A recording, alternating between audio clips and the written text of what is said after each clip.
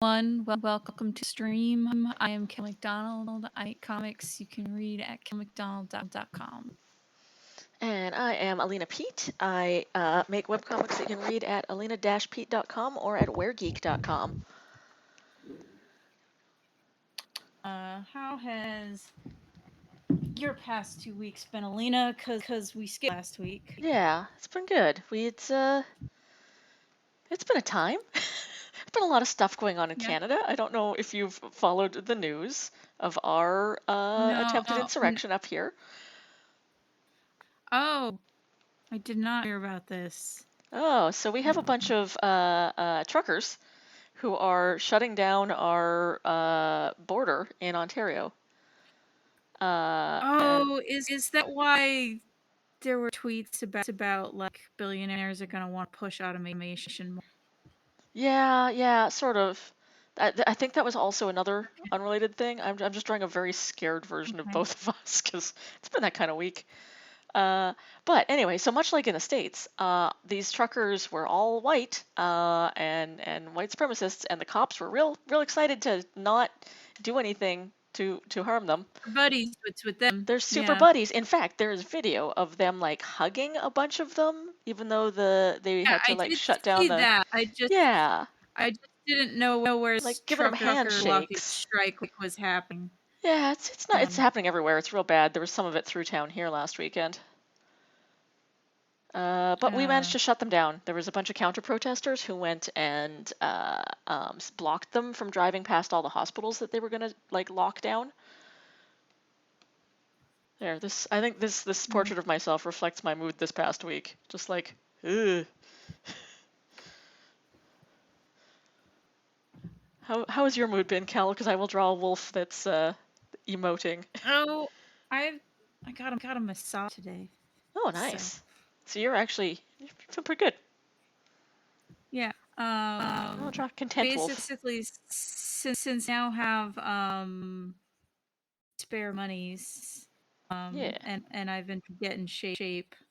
Um, I don't know if you know Valen Baker, but he draws very cute chubby ladies. Oh, good. Um, I do and not, but that's very good. but his wife is a massage Ooh. therapist person. So part of make sure I don't hurt myself while getting in shape Yeah. has also trying to now that I am in good financial situation, spread the love a little bit. Nice. Uh, Remember webcomic so kids. I Take care of your body. yeah. Don't like wreck your back So and I draw for like 14 hours straight in a day. yeah. So I'm trying to do like a monthly thing. There. You are To make sure very I'm not relaxed and wearing like a hot towel on your head, and I am just like ball of stress. freaking out. It's good. All It's of good. this. It's very good. But yeah. That's So how we are this week. next time you're in Portland, we Hell should make an yes. appointment with her because she's good. Hell yes. Um, I want to come down to the States again. Not because, when COVID just to see isn't friends. happening. Yeah. Not because it's Who not needs scary down there too. conventions? Just come see friends. Right? It was really fun last time I came and Um, visited and just like hung out and explored Portland. That was really good. We went and saw and that now awesome exhibit. there's a Halloween haunted bar. Oh yeah. Um, I'm so sad. so So all maybe of our themed bars that were cool shut down because COVID. they can hear. Yeah. Uh, There. I like this. I'm sending but this picture to you because I like it. okay. Uh,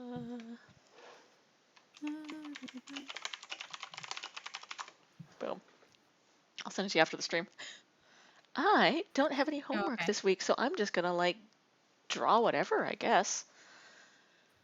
Yeah. I'm gonna just draw some fun stuff. It's been mostly a writing week for me. How well your various writing gigs? Pretty damn good. So we just wrapped up writing on our sci-fi series, the TV show I've been working on. We got to the point where we've put our pitch together, and now we just have to like send it off to networks and see if any of them pick us up, so we can keep developing the show. So that's Next cool. time, we're in a writer's room. If you need more people, tell them me out. Hell yeah, totally. This one had to be Canadian writers because of our grant, but like Yeah. I totally will. Yeah. Pitch the 'Cause the pitch. thing I've been thinking. Extremely says Thing pitch. I've So elevator pitch is Utopia is a little bit rough around the edges, is our tagline. And the whole idea is that it's like a green solar punk future where humanity, some of humanity went to the stars to try and preserve itself, but some of them stayed behind on Earth and fixed things. And we got terraforming now, and we're jumping through space. Everything's awesome, except that it's not because humans are still humans. And our group of ragtag heroes are kind of like the real low budget, not Greenpeace precisely, but they're just trying to like go out into the universe and do good on very little budget with a real crappy ship, and that's going well for them. And by well, I mean we have a lot of conflict in our 12 episodes. You mentioning Cyberpunk reminded me of Yes. the book I just finished. Called Psalm for the Wild. Oh, cool. And it's a sci-fi story where basically like robots got sentience and like stopped working in the factories that humans put in. This is all like backstory to the world. Right. And basically, oh man, like it's working in a factory kind of sucks. Sucks. So we're gonna go do our own thing. Right. And then they made like an alliance with humans, where like half the planet belongs to the robots and half the planet belongs to humans. And humans kind of scaled back technology because they didn't want to like end up too dependent on robot again and didn't want to deal with robots suddenly leaving again. Yeah. So it's like future, but it's more like pastoral, and more like community focused rather than capitalism. Mm. And the main character is it's called a monk, which is basically goes from place to place and listen to people's problems and makes them tea. She's basically a Aw. therapist. Um, Oh, or folks, like just a sec. she Folks on the stream are saying that your stream has or your audio has a stutter on both streams, so both yours and mine. that's weird. Not to cut you I off, don't know. but I was just checking Yeah, my I don't chat. know why. Maybe try dialing into Discord again. I don't know if that'll mess up our stream, but It won't mess up the stream. I'm gonna hang up on you and recall you. sounds good.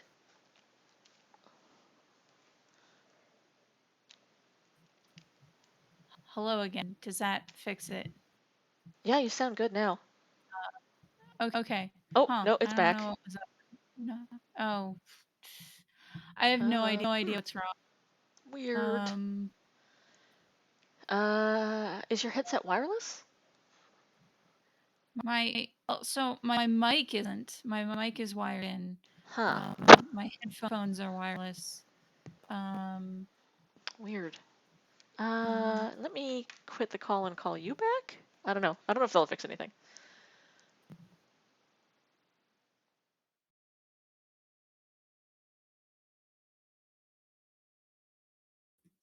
Hey, I'm back.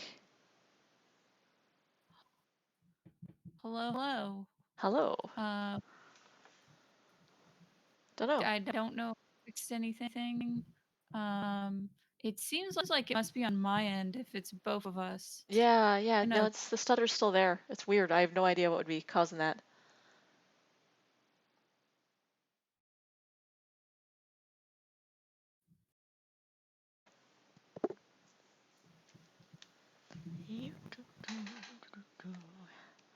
I unmuted my live stream, sort of echoing forever. Mm. Um,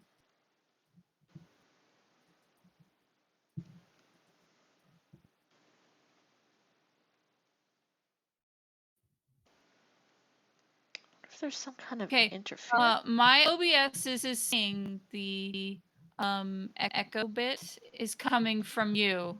Oh, okay. So it's, I think your microphone is picking up what you're hearing from your headphones. Yeah. That might be it. It's weird that it's picking up on your stream too, though.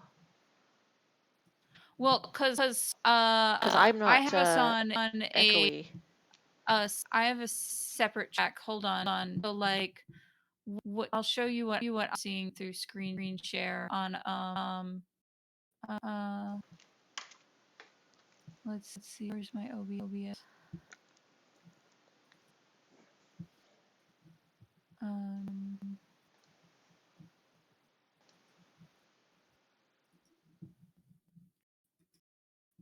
Okay, so look at the screen that I am sharing with you.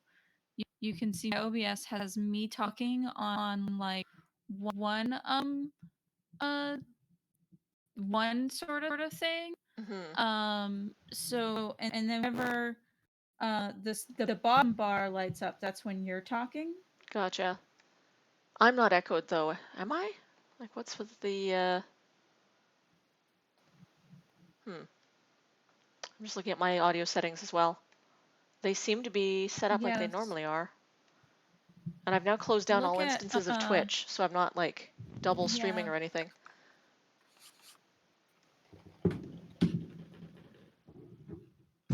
Yeah, I'm not echoed at all. Exurgency says so. Yeah. It's something weird. on your feed. Yeah. Hold on. I don't know why you're doing that.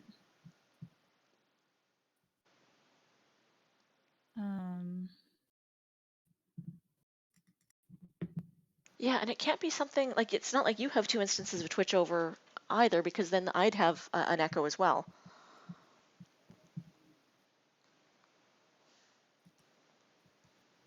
Okay. Did that solve it? No, just as bad. Might have been that.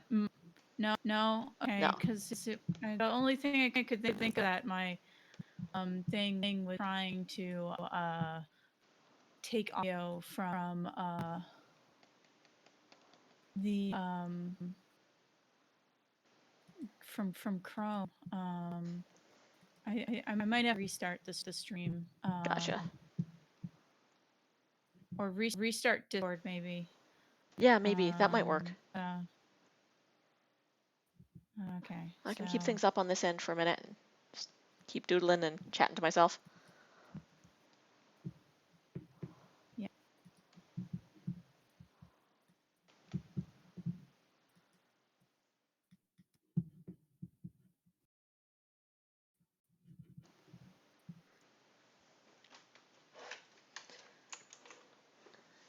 Not sure what I should draw tonight. If I was going to draw anything at all about my week, it would be still playing Cyberpunk. It's still really obsessed with it. It's very, very good. I've heard that they are putting out a new some new content, just some fixes and a new patch. So looking forward to checking it out this weekend.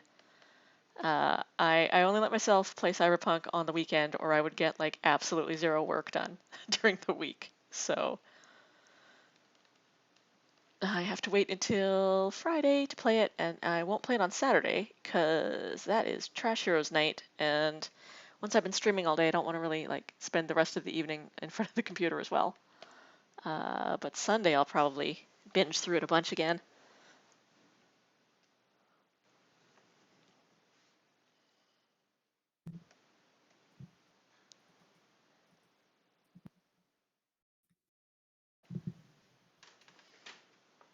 Can you hear me again? Yeah, I can hear you. Did that help at all? I say a little bit more. La la la la.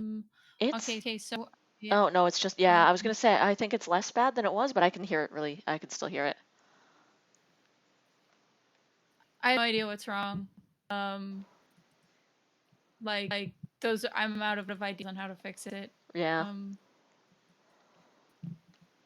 Sorry, people. It'll just have to be kind of the audio. I have no thoughts headed.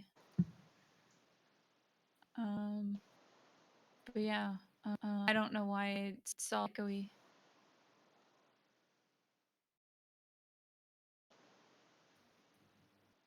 Okay, I don't think the echo is happening anymore. It's just stuttery. I'm still getting an echo. Okay. Let me see. I'm just gonna Google like echo. Echo on stream, just in case there's some settings thing and that we don't we haven't seen. Unmuted my stream. I'm gonna. So I know that at least I'm not echoing. I'm stuttering like a bad connection. Right. Right. So it may be like so I'm just gonna make sure my cords are completely plugged in and didn't get knocked out. Gotcha.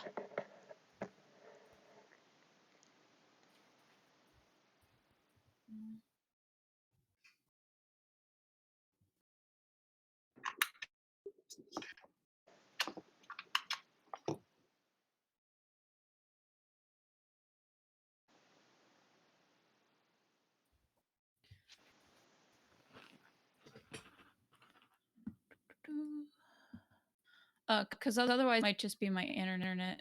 Might be, yeah.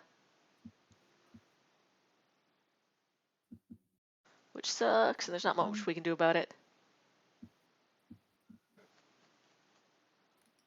So yeah, I'm gonna try the built-in mic that's built into my iMac. Cool. Does that come in better? Oh yeah, that's not echoey at all. Okay. La la la. No, that sounds great. Okay. That's the one that's built into my iMac. I don't normally use it because technically the one that I normally use is a directional mic. Right. So it's supposed to have less background noise. Yeah. Oh, I can hear like a little bit of the room echo, but it's still like way clearer than the other mic was. So I don't know why my other mic was messing up. I will fiddle with that at a later date. But at least now I am listenable. So thank you for this tech support, people.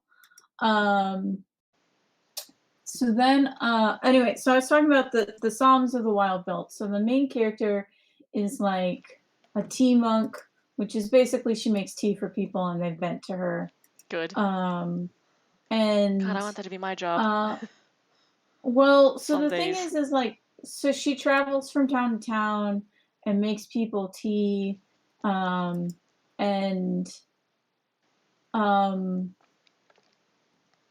was like, after like doing it for a few years, she's like, why am I unhappy? Right. And it kind of seems like she's burnout. Just because she's been listening to other people's problems for years.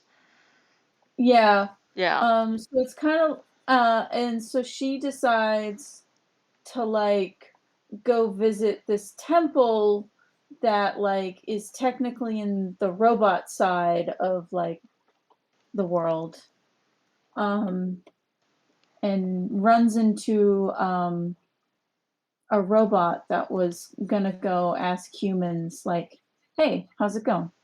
Right. And so it's kind of like, I liked it because it was sort of like quiet and like like I say it's about burnout, but like the main Mm, character does not realize that she has burnout. yeah, like Kiki's Delivery Service. Because yeah, but it's also because she's like, listen, like we solved hunger, no one's homeless, like we've solved all the big problems. Yeah, Um, why am I still unhappy? yeah. Um, and like, and I think it's basically she thought like being a tea monk would give her a grand purpose. And it has not. Um, and it did for a little while, and now she's burnt out basically. Yeah. Um, and kind of like questions like the point of work in general. Um, I mean, I feel and that a like lot. and like the purpose of This sort of is like relatable. life. It's very quiet and philosophical while this monk and this robot walk around. Good. Um, God, that sounds and wonderful. yeah, yeah, it's very good. The audiobook, it's a novella. Like the audiobook was Yeah, only like yeah. 4 hours long. What's it called Um, again? and Psalm for the Wild Built. Psalm of the Wild Built. I love it. Um, because the wild built is how the robot refers to itself. Because Oh, cool. one of the things that happened is so robots started to break down um, one by one, and the robots got together and like had a meeting about what to do with robots that break down. Interesting. Um, Those that have and become they obsolete. said their thing was, well, it's not so much, well, there is no better version of them because they stopped making robots, so it's Mm, not an obsolete thing. They were like, well, everything in nature dies, right, but then continues onward through its young. So what they do when robots break down is they mix and match parts, so they're right. never making the same robot. Nice. um so So they're always something they new. are, yeah, so this the robot is like the fifth generation of wild built robots. Right. So yeah, and because it's been like hundreds of years since the robots left, Mm-hmm. and the robot is like going to visit humans because they want to basically like, all right, so it's been 500 years without us. What have you humans been up to? We haven't talked in a while. What's Yeah. up? So good robots, good robots. Uh,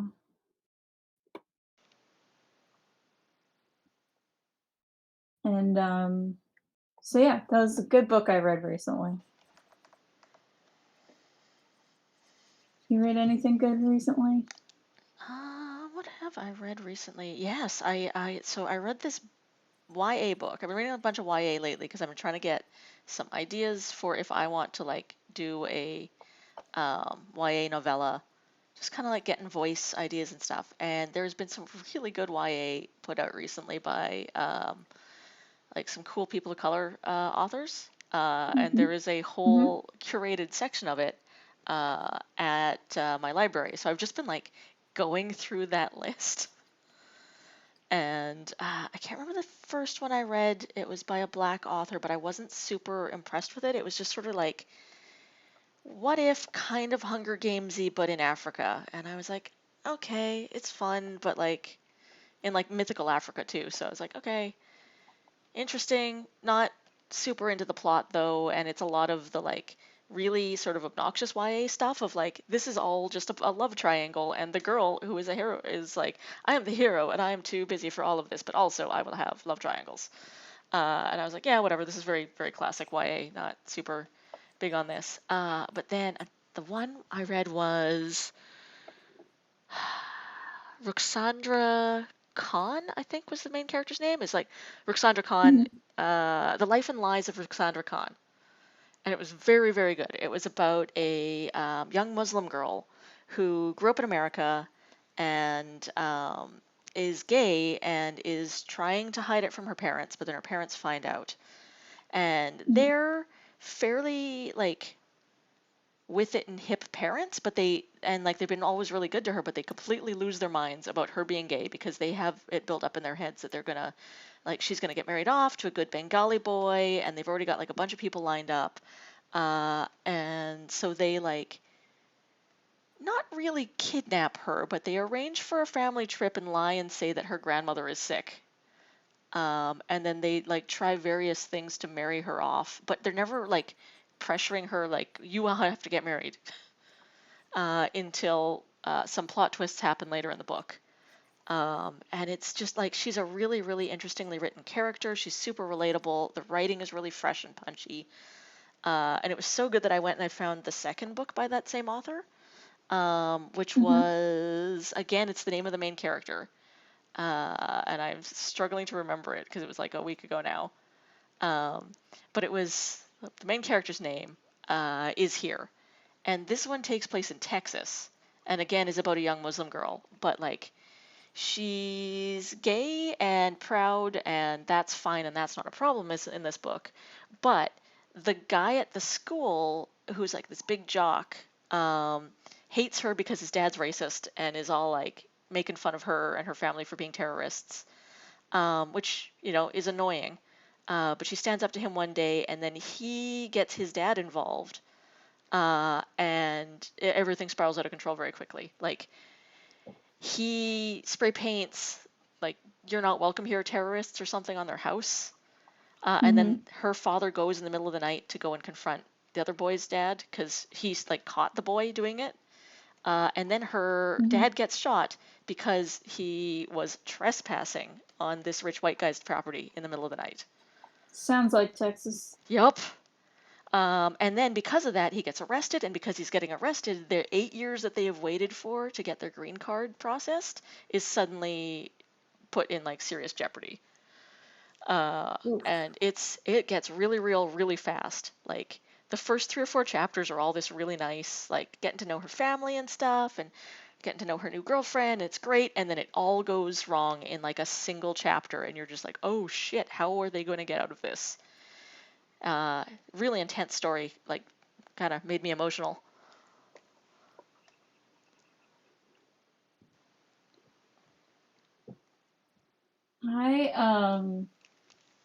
I've just been watching shit with wizards and robots in it. I don't know. That sounds fun. That's my usual. Usually yeah. when I'm reading or watching stuff, that's what I go for. But I'm so doing this a is on the research topic deep dive. of you saying, this is on the topic of you talking about YA love triangles. So I read YAs. a bunch. Yeah. So I read a few years ago. I read a bunch of YA. And realized my tolerance for a love triangle is how much the love triangle is the dude.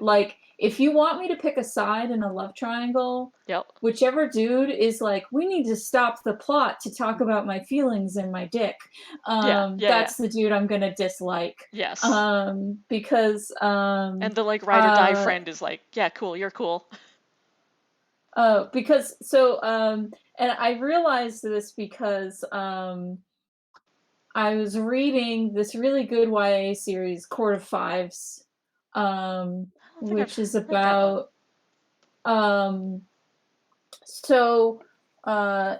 it's about this one country has been colonized by another. The main character is biracial. And her dad is high up in the conquering nation's military. Right. And her mom is a native of the country.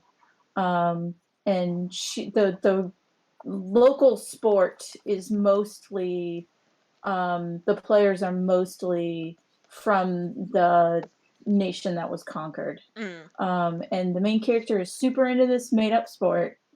And her dad doesn't want her to participate because it's mostly her mom's race of people that compete. And so as a upper echelon person, it would be shameful to him to have his daughter be competing in this because of classism and racism.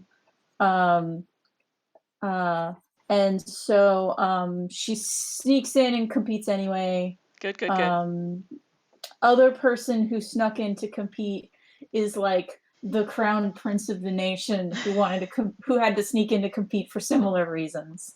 Only he has less to risk because he's the crown prince. So if he gets Yeah. found out, like his family's not going to lose their position. No.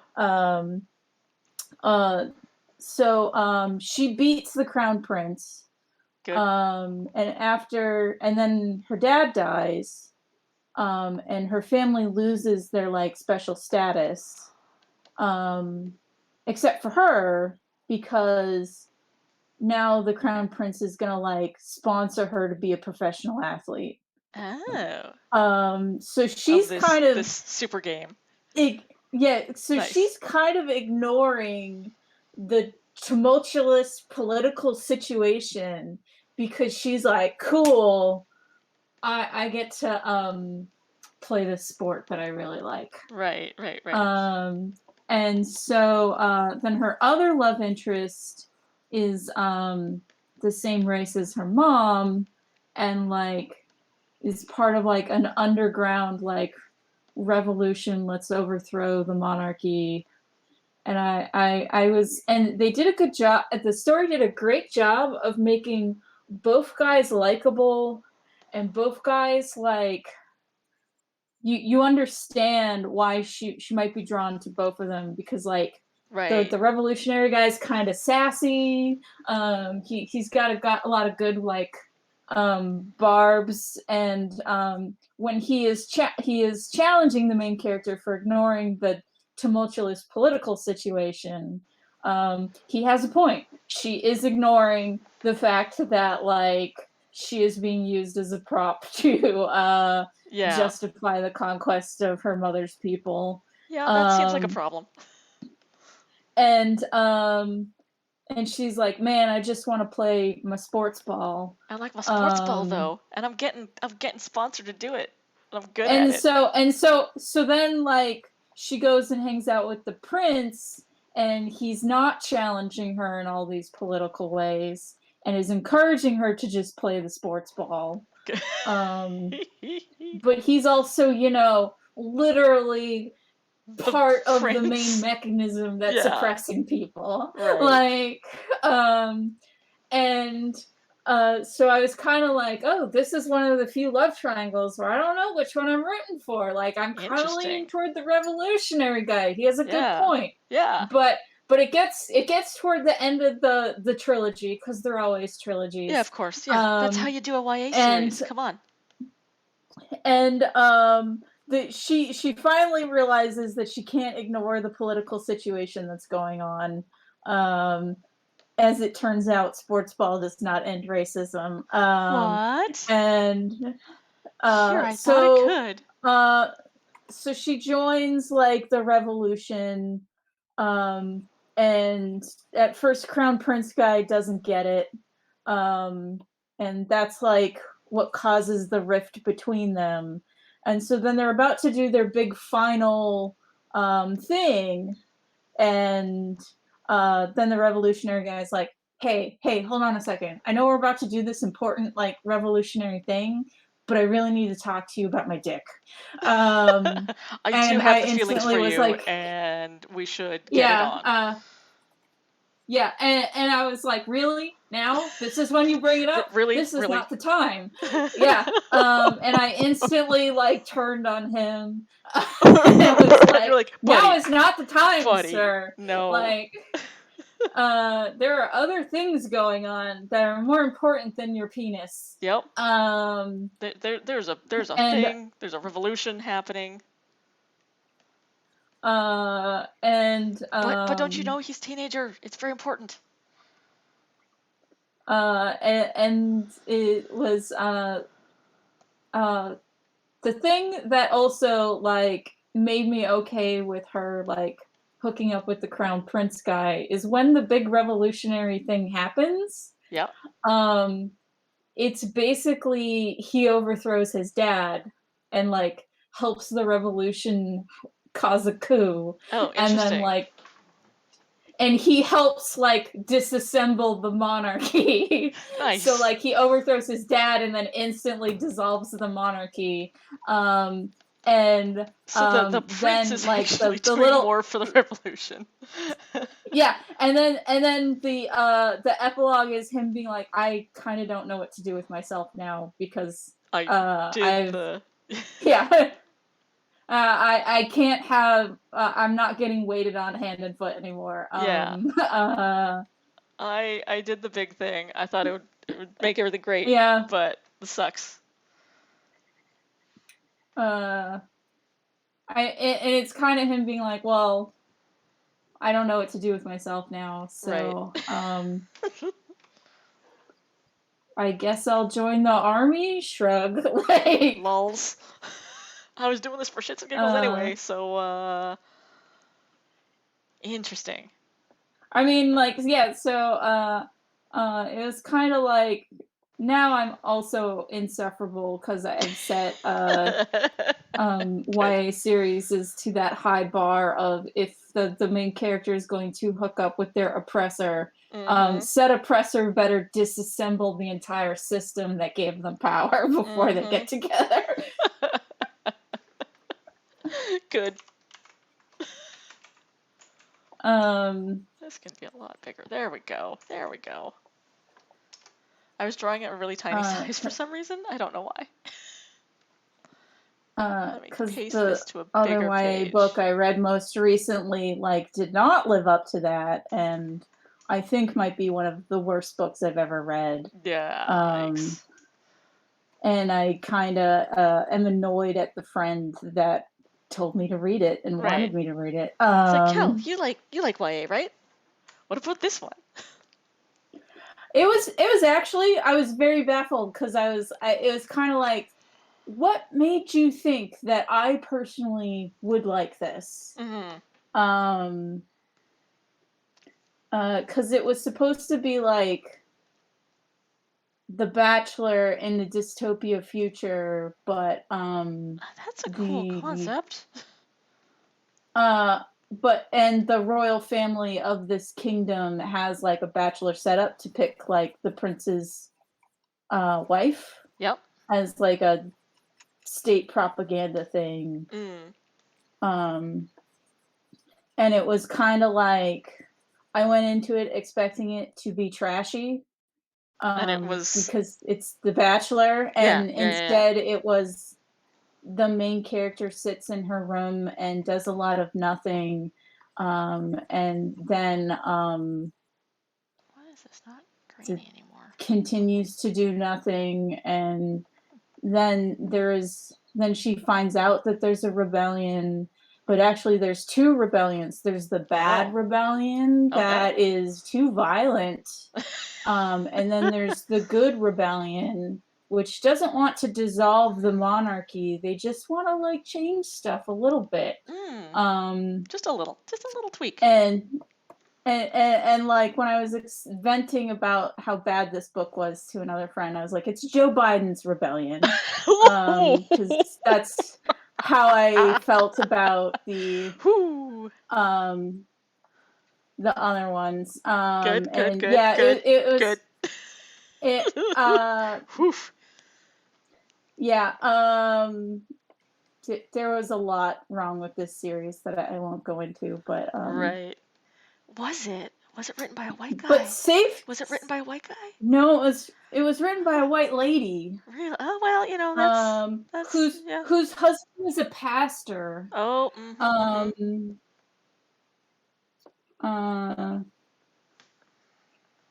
Which shows like that explains why this is maybe the chastest YA book I've ever read. And it's a lot of sitting in a room not thinking about anything. That's how you go through life, right? That's good. It's good for girls to do. Anyway, don't think about it too hard. Don't think about it too hard, sweetheart. You'll hurt yourself. Yikes! Yikes! Good. Sounds like a great series. It was very much like, what made you think that I would like a story Like where this. the message is partly the rich aren't so bad. Yeah, that's not your style at all. That seems and my joke complaint was that no one said I'm not here to make friends, I'm here to win. And I think I might have been able to put up with all the book's flaws if someone said that. Right. Didn't even do that trope though. They couldn't even go that far. No. Well, that sounds like a shitty book. Yes, it was. It's a shitty book that's apparently becoming a shitty Netflix movie. Oh, good. Oh, good. God, I don't know if I want to get into webcomics drama. Oh. I didn't know that the Crosby Marry Me thing was a movie now? It's a movie? I heard that it was sold as a movie back when it like happened and was online. I just Wow. didn't expect it to ever get go finished. anywhere. Yeah. Because in theory, Last Blood was also sold as a movie around that time. Yeah. That was their argument on why they should give Bobby everything that he wants. Right. Is his stories are very popular and we have sold them to Hollywood. That was like verbatim what I remember the one of big the other table he Crosbys got. said to me. Yeah, I remember the big table they got at San Diego every year to try and sell stuff to Hollywood. Mm-hmm. But that was after he sold these two things. So that was his like that's why they moved over to that other area, is because we've sold things to Hollywood. We are too big for the to be in shitty this shitty webcomics area. We're done with webcomics. Oh man, I did not know of any of this, and then I went to Twitter today just to see what was going on, to tweet about this stream that we're doing tonight, and I saw folks were getting into it again about the old school webcomics days, and I was like, "Hoo boy, the discourse is happening. There's some spicy stuff going on today."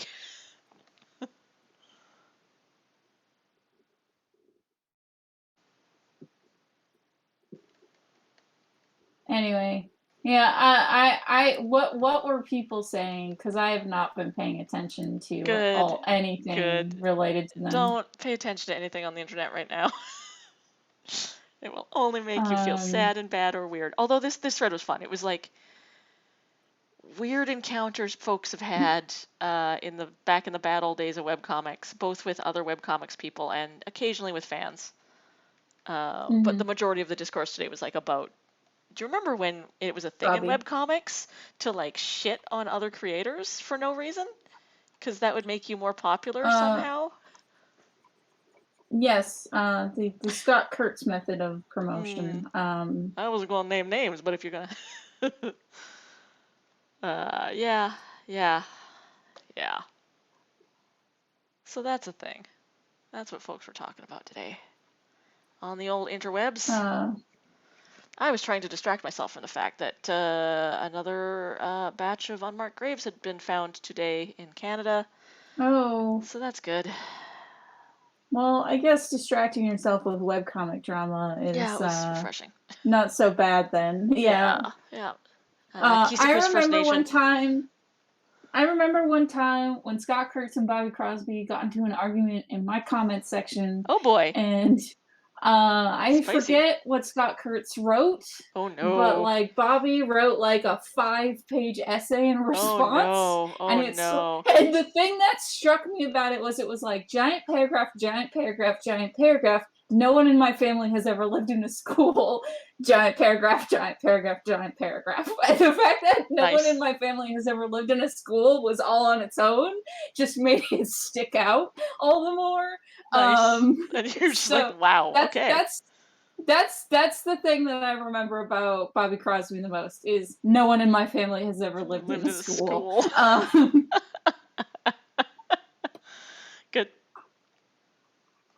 Good. Because that is like the weirdest statement. It's a weird fact. That's just a weird fact. That's true. And I think he was addressing that, like, I think, like, Keenspot used to be run out of an old school, like, their Yes. office was there. Yes, there was Like, a school in a small town that they bought because they could buy it outright and then not pay rent, I think. But then also they used it as like uh-huh. warehouse space for all the merch, which Yeah, honestly, not a terrible and idea. so yeah, which not a bad idea, and I guess Scott Kurtz thought they lived there, I and that is think why they Bobby did. had to make that statement. Well, according to Bobby, no one in his family has ever lived in a school. Okay, gotcha. So Gotcha, okay. that is what prompted that statement. He did not live there. They were just they just owned a school. Yeah. So which I just think that that's the funniest thing. Yes. Like, out of all old webcomic drama, that's the Nobody funniest in my statement family has lived in a school. has ever lived in a school. Is a statement. That is a powerful statement. Yeah. Cool.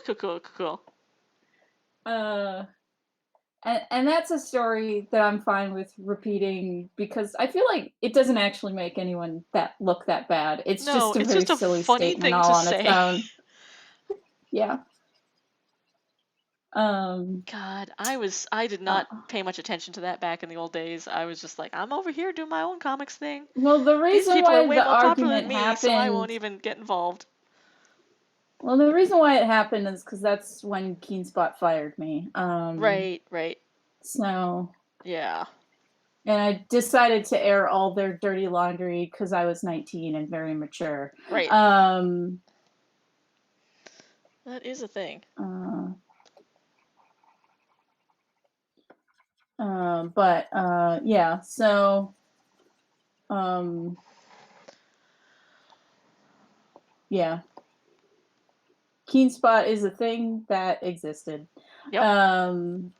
And I guess still exists because now they're riding on Markiplier's coattails. Because What is up with that?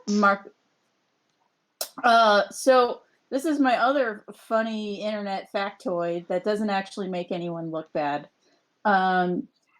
So there's that very popular furry harem webcomic from the early 2000s, Two Kinds. Oh yes, yep. That was one of, so there was three kinds of comics on Keenspot early in the day. There was furry porn or furry porn, or furry anime or porn, and some of them were all three. That's how that went. Okay, and yeah. So the guy who makes Two Kinds, yeah, is Markiplier's brother. Oh, that's a very internet-y family. Yeah, small world. They're both famous on different scenes of the internet, and I think that's funny. But yeah, that's how they ended up getting Markiplier to do business with them. Fascinating. And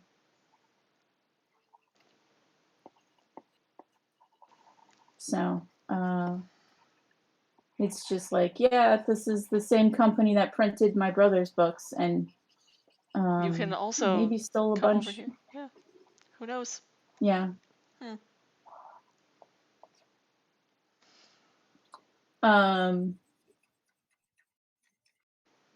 Anyway, I'm coloring You're the Chosen One. I am drawing very self-indulgent shadow or cyberpunk fan art. Good. How go your cyberpunk adventures? Oh, so good, Kel. I really enjoy the storyline that I am playing through right now. They, despite the many problems that studio had getting this game out the door, they had some writers on this show. It was solid. Also, Keanu Reeves is a very good hateable character that then halfway through you're like, oh, I can't quite hate you, but I do. But oh god, it's good. The plot is excellent. I won't spoil it for anybody who's still playing through it, but it's very good. For anyone who has played it, yeah. For anyone who has played it, I'll say I am at the point where I just finished the Chippin' In storyline, and whew, it's good. It's good. Did you do the storyline with the fortune telling machines? I don't know that I've gotten to that one. I'm doing the one where you're collecting tarot cards. Okay. Did you finish the sex worker storyline? Yes, and I am now dating Okay. Judy, and it's great. She's great. I love her. So the YouTuber that I like that I told you did not like Cyberpunk. Yeah. Oh no, the Or sex worker found it storyline does not end well. Like even in the yeah, best they ending, were it's kind of like disappointed. yee. Yeah, they were disappointed that like the options that you get are like, oh, there's no escape. There is always more capitalism. Yeah.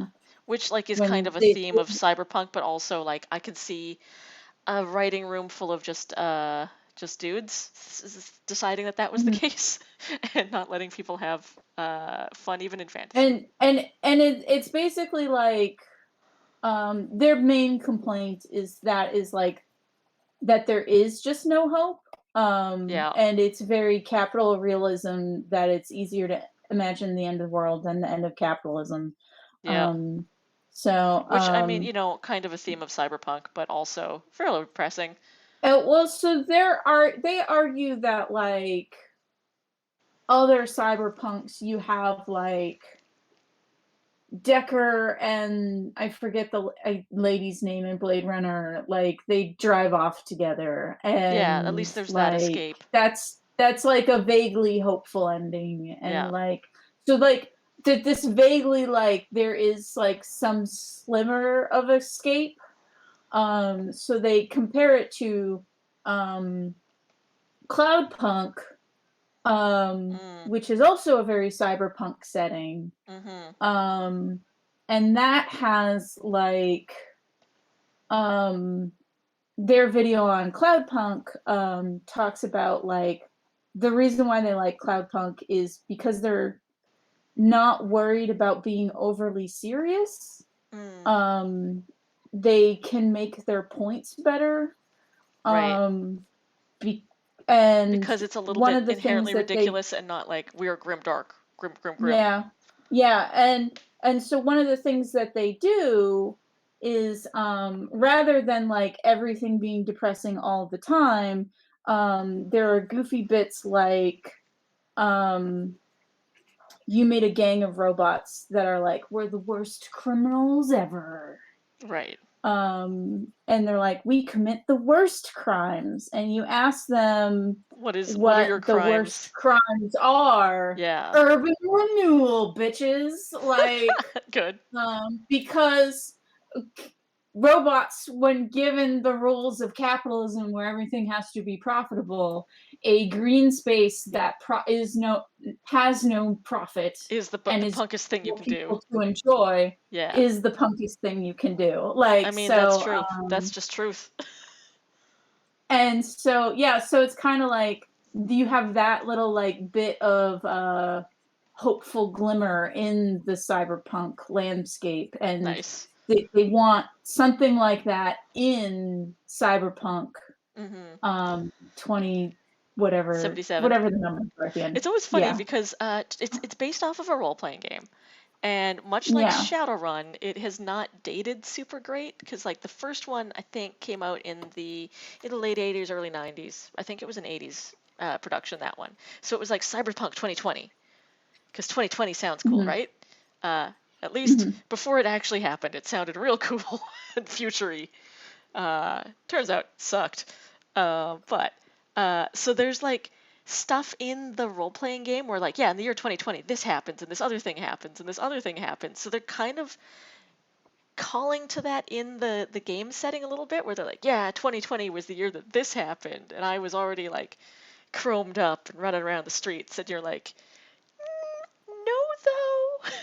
You definitely didn't Hmm. have a metal arm in 2022. Now, that is somewhat hypocritical for me to say because I am legitimately running around You with have your cyber cyber eyes. eyes. So, like, there Yeah. is some cyberware in 2022.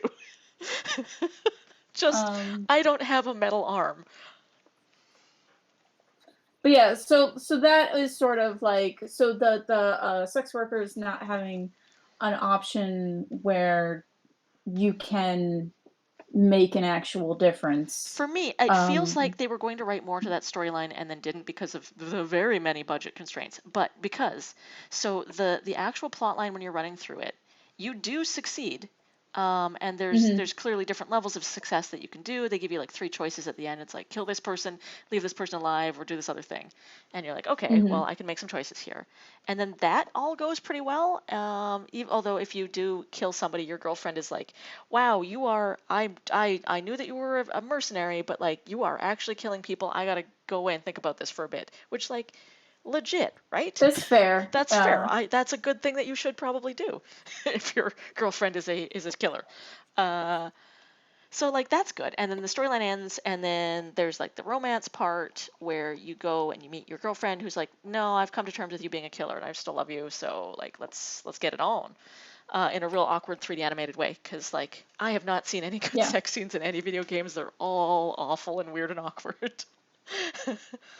But that part's great. And then there's like a throwaway line in her dialogue where she's like, where you're like, so how's things going with the sex workers at the club? And she's like, oh, I don't want to talk about it. It's all awful. This, and this, and this happened. Anyway, let's not talk about it anymore. And then they just never mention anything about it again, and you can't interact with that plot anymore. It's just done.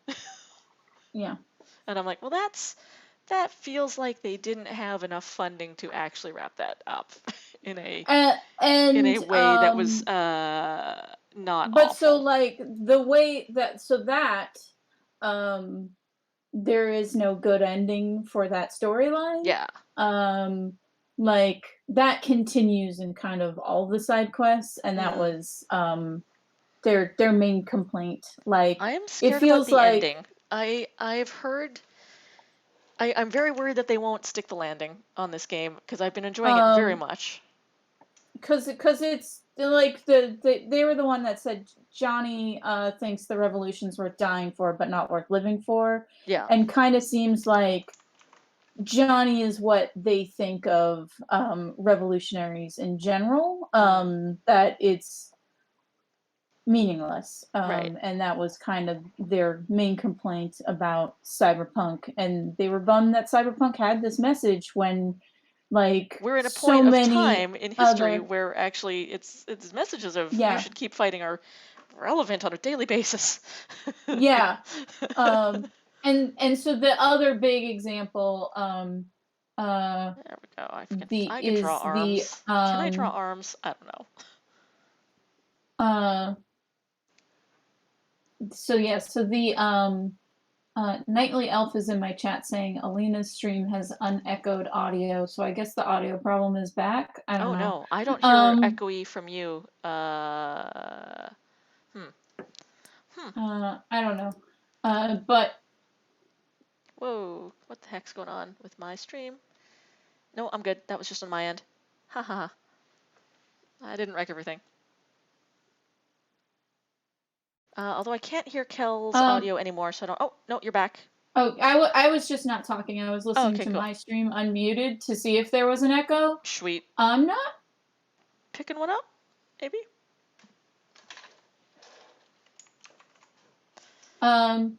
So that I don't know. Those plot lines aside, I'm even if the ending sucks, I want to write my own ending because I'm super into this game in like a very embarrassing manner. I've always been really into Cyberpunk, just generally. But their other example of that there is no way to have a good ending is the fortune teller story. So when you do that one, like I can tell you. Okay, I have not. I don't know that I've interacted with that one at all. It's not the tarot card one, is it? No, there are fortune teller machines that kind of spout leftist gibberish. Oh, okay, yes, I've started that and I'm waiting for the call back about it. You have to like call this hidden number and then wait to hear back about it. And I'm like, all right, I'll put in the call. I haven't heard anybody. So yeah, when you do that one, I will see. Anyway, I got Onion Knight and Nightly Elf in my chat discussing our various audio problems. Oh no. But I it got seems like some maybe the folks echo in is mine. back or whatever.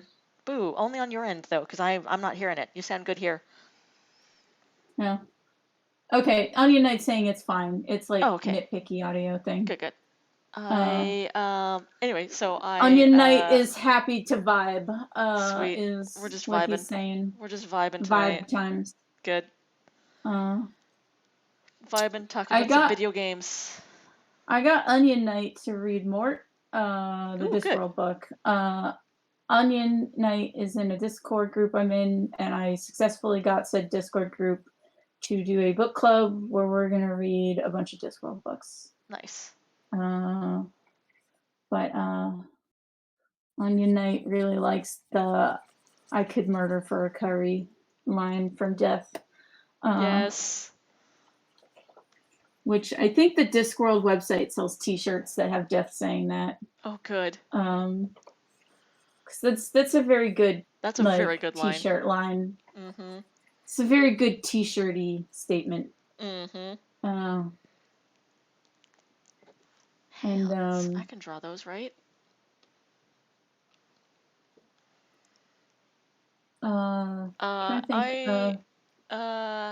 You love assholes, right? Like, yes, that's a good kind of character. You would be. I do love assholes. You would be a fan of Johnny Silverhand, who is a great asshole. I mean, it sounds like he'd be a character I'd like, but I'd also maybe get frustrated with the story as a whole if it has that there is nothing you can do about capitalism message. I'm worried about that with the ending. I have not got there yet. I'm worried it'll ruin all my fun. I'll be like, one of these weeks I'll come in here and like, Kel, I hate Cyberpunk now.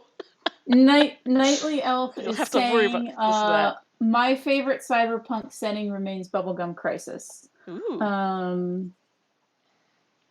I don't actually know that much Cyberpunk media. Because I was much more of a fantasy kid than a sci-fi kid. Have you not read Neil Stephenson, who has a hero named Hero Protagonist? I have read Snow Crash. I do know Snow Crash. I know about Hero Protagonist. Fucking Hero fucking Protagonist. Come on. Listen, that's a great name. It's a great name. But also, when Reality Winner was in the news, I was like, oh shit, this isn't a William Gibson Cyberpunk. This is a Neil Stephenson Cyberpunk, and that's worse. Reality is bad. I also read a bunch of Neil Stephenson like a decade ago. I was doing this thing like a decade ago as I was looking for more audiobooks to read, where I would get like, if I liked an author, I would try to like read their books in order to see like how their writing developed. And so like I read Ananthem, I might be saying the title wrong, which is one of Neil Stephenson's newer books, and I read Zodiac, which was one of his first books. Right. And Zodiac is interesting, except the audiobook drove me crazy because I am from Massachusetts and he was mispronouncing all of the town names wrong. No. He kept saying Natick instead of Natick. And I was just like, no, that's wrong. God damn it. That's not what that town is called. It's Worcester. It's not Worcester.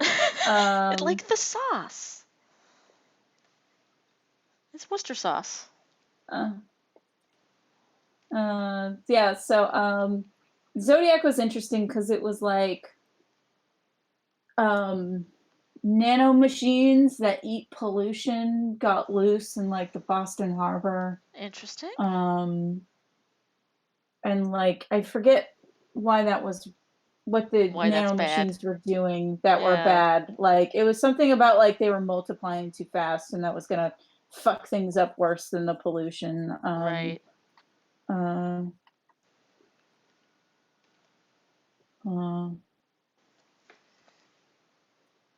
But yeah, so I read Snow Crash and I've seen the Matrix movies. Yeah. And that's kind of it for my cyberpunk knowledge. I love Cyberpunk as a concept, but the problem I have with it is that almost all Cyberpunk is written by white guys. So it's got a very particular vibe, and the clever white guy is usually the one that can see through all the bullshit, and not like the people of color who've been living under oppression for a long time.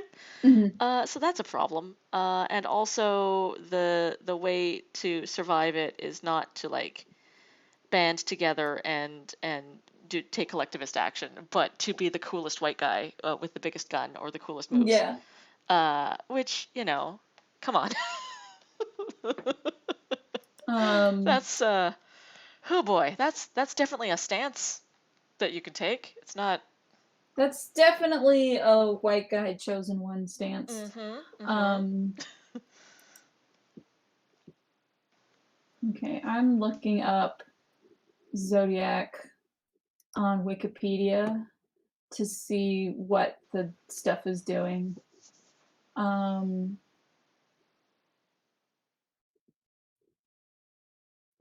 Hey, I got the arm right. Discovers that Halfway Vasco through my has... drawing, I was like, did I draw the right arm as the cyber arm? Okay, a bacterium is able to digest toxins, cleaning up the harbor instantly. However, without fully testing it. What do the blades look like in that game? They got really cool little throwing knives. Okay, so it looks like the thing that eats the pollution, it then generates a worse toxin as a result. Gotcha.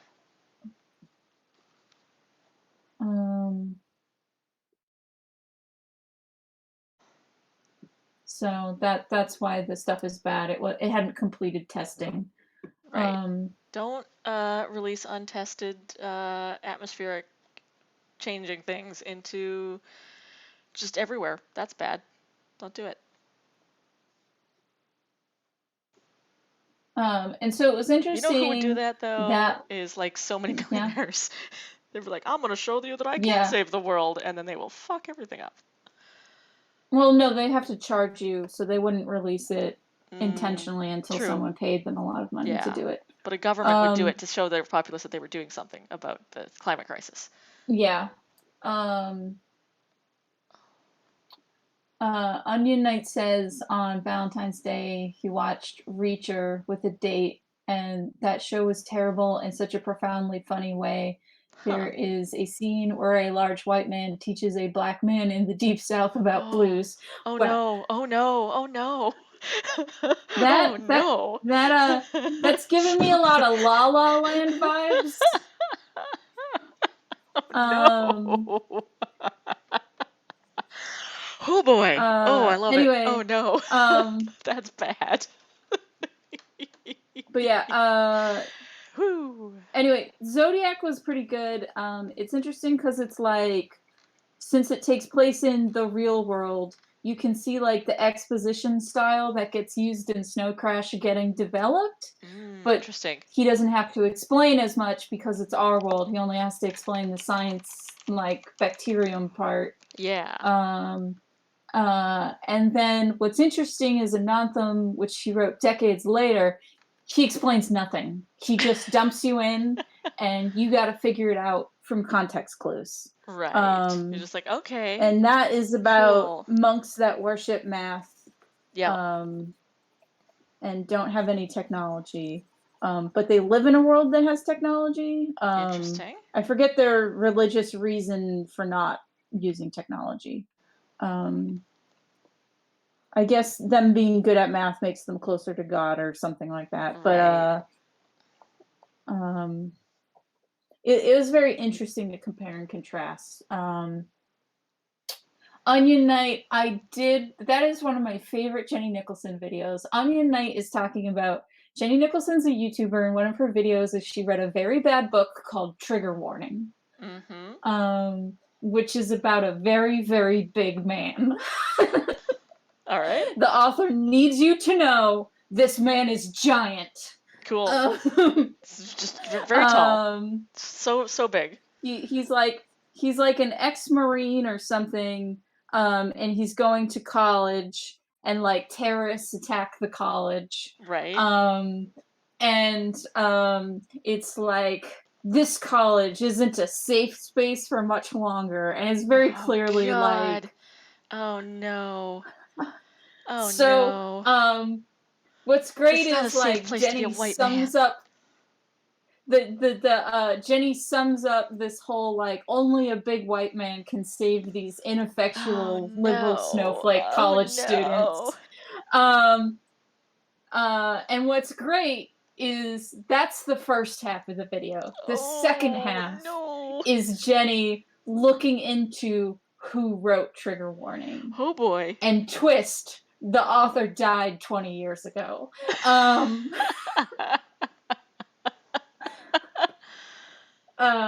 because Whew. like it turns out that this guy wrote a bunch of books Yep. and was moderately successful at it, and then his niece, who was his assistant, he died, and she like finished up his incomplete work and then Right. just kept writing under his name. Wow. Okay. So there are now more books by him that have been released after he died Than he than ever books that wrote. he wrote while alive. Yeah. Wow. And like it's very clear that she is like trying to just slightly hide that he's dead.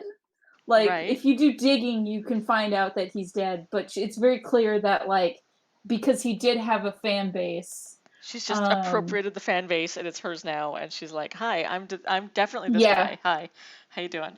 because his author page is like, in this picture so and so is at his house with his dog, and so it's like describing the picture Right, and rather not than actually what's going on.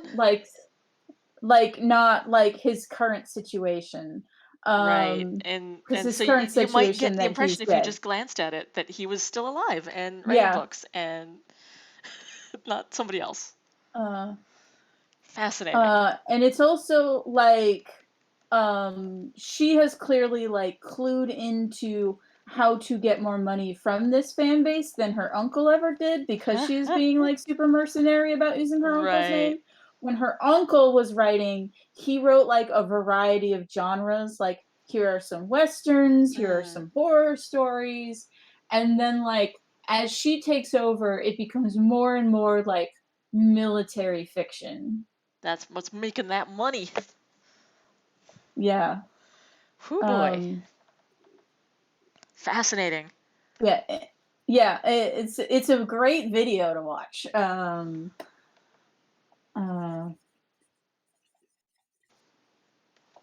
When your I like pen Jenny name is your Nicholson's. dead uncle. Yeah, Jenny Nicholson's videos are very good in general because she's kind of just enthusiastic on the internet is sort of her thing. That's good. I like that. Um, That's a good brand. and I back her Patreon, and she kind of like she makes extra videos now that are like she just puts up some prompts and her patrons vote. Mm. It's stuff like, what would be at a theme if you had to make a theme park that was based off creepypastas, what would the rides be like? And so she just rambles for an hour Good. about like What that would look her like. Slender Man ride, Oh, and good. like Oh, good. I want to go on the um Slender Man ride. That sounds great. yeah. Oh man, did you um see the thing that Corey posted? God, I think it was a couple weeks ago uh, now. That was a horror film. I think it was called like The Rooms or something, and it took place in this just like hostile architecture world, and it was all just, no. oh, it was so creepy. It was like this guy is filming a horror film with his friends out in the regular world, and then he steps backwards and falls through space. Like not even like outer space, but like the world beyond our world, like the world underneath it, and lands in like this cursed office tower where it's just Huh. empty and beige, and he's just walking through all these rooms that never end, and the further he walks the stranger the rooms get. Nightly Elf knows it, the back The rooms. back rooms, yes. It is very good and also very scary. Good. Oh, Good. it's real I'll good. have to It's check this real out. good. Corey was like, Um, "This is my jam. This is my favorite kind of horror." And then I watched it, and I'm like, "Oh God, this is awful. I love it." um, since last time we were streaming, you said you and Lane are big Lord of the Rings people. Yes, this is a Lord of the Rings Um, household. have you seen the trailer Yep. for Oh the yes, new we were show? waiting for it. That was what we were looking forward to on Super Bowl Saturday or Sunday. It was What the are Lord your of the Rings trailer. thoughts? I'm cautiously scared. So, Cautiously scared. Okay. like it, I'm wanting it to be good, and I'm not writing it off yet. But also, they are, Mhm. oh boy, they're doing some things with it. Is the thing. So the main thing is that they are compressing several hundred, maybe even like 1,000 years worth of Middle Earth history into like a 10-year time span, so that the human Mhm. characters won't like die in turnover. Because obviously, like the Mhm. Silmarillion is written like an old epic where it's like so Mhm. and so was the king, and then he died, and his son did this, and then he died, and then his son did this, and like that's how that sort of Mhm. epics are written. Um, so you're like, And for okay, the well, people factor, they obviously have to change stuff. exactly, because that doesn't make for a good TV show. And I get that. That's fine. Um, but they've written in a new romance between a human and an elf, and That like doesn't bode well. there were only three of those in all of Tolkienian history. So like they're just really going making stuff up now. Um, and yeah, that's I mean maybe it'll be okay. It's the cool black guy elf is and that's the thing. Like now it is a human woman and a male elf instead of the other way around, which is in all the rest of the stories. So we'll see. It's good to know. We'll see about that. I'll still watch it. It'll be very pretty, I imagine. Because I watched it. Let whoever they want bang an elf cast the first stone. Whoever never wanted to bang an elf cast the first stone. Um, that's from Onion Good, Knight. good. Nightly Elf says, Ring has me gritting my teeth for a lot of those reasons. Mm-hmm. A YouTuber I like called Hello Future Me, he does like writing advice, like discussing the craft of writing videos. Oh, neat. And he's a giant Lord of the Rings fan. Right, right. So he like live streamed his reaction. And because he is a white dude, Ooh. he has a lot of white dude fans who are Hey, in his trickster. chat, being like, why is Galadriel gotta have a sword, blah blah blah, and like he's, to this YouTuber That's guy's fine. credit, he's like, Whatever. why is that a problem? Why can't she have a sword? She's Like an Gandalf elf. has a sword. Yeah. There's nothing that says if you use magic you can't have swords too. Yeah. Like there's like it is canonical that Galadriel fought in all these battles. Yeah. Like why is that your problem?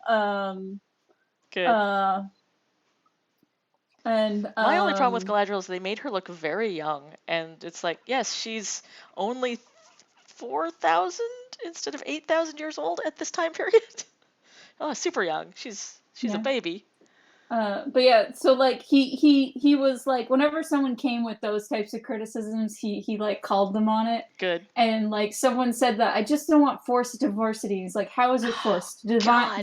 Define forced. Yes. Like kudos to him for like challenging these people who are his fans, Oh like man. saying these shitty things. We were at a nerd Um, friend's house, and his landlord came in and was like, "Are you guys talking about Lord of the Rings?" And we're like, yeah, hey, how's it going?" And he was like, "I just don't get why they're putting all this woke bullshit in there." And we were all like, anyway, um, we're gonna talk about something I else now.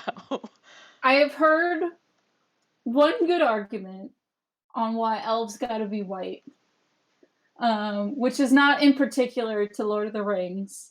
It's from comic writer Kieran Gillen. Oh, And he's like, elves got to be white because they're Nazis, and they're the Nazi ideal, and that's why he hates elves. Aryan elves. So like, whenever he makes elves, they're always white because in his mind they're forever tied to white supremacist ideals.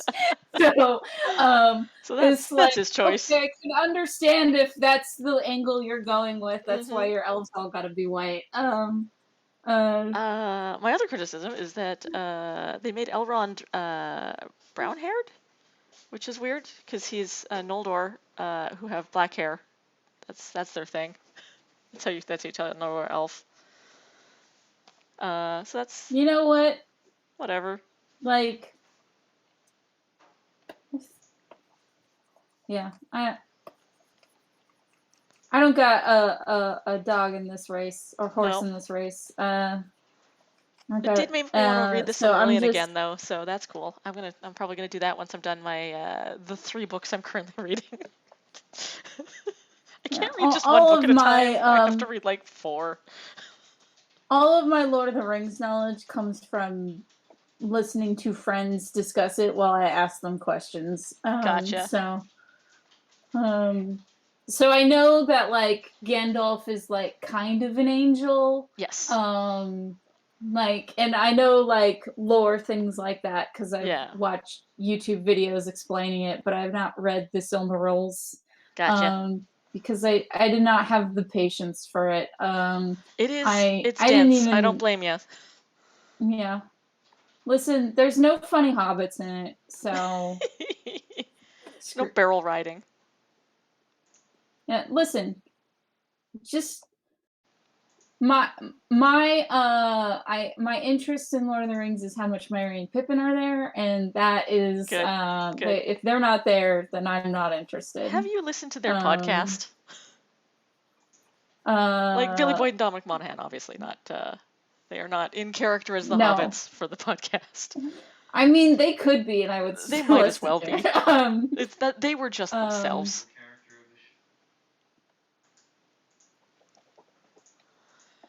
I'm really liking these brushes. I'm still playing with some of Ron Chan's brushes, and they are amazing. Everyone go buy Ron Chan's brushes. I should put a link in the thing.